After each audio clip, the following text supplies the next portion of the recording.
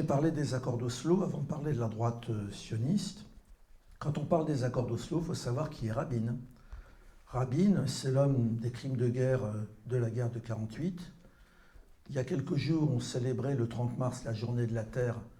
20 paysans palestiniens de Galilée qui sont tués, mais c'était Rabin qui était à la manœuvre. L'attaque contre l'OLP à Tunis, c'est toujours Rabin. Ils vont tuer le numéro 2 et le numéro 3 de l'OLP. Bizarrement, le numéro 4, un certain Mahmoud Abbas, sera épargné. 1987, la première intifada qui éclate dans le camp de Jabalia. Rabin dira brisez-leur les os et le dos.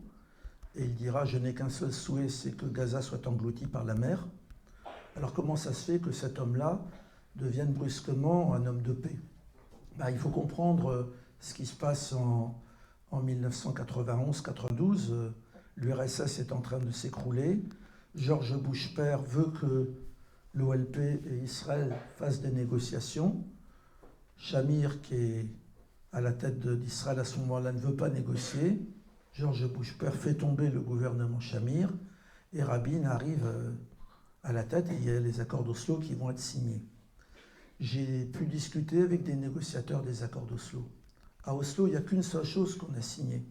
C'est la coopération sécuritaire, c'est l'obligation pour l'occupé de garantir la sécurité de l'occupant.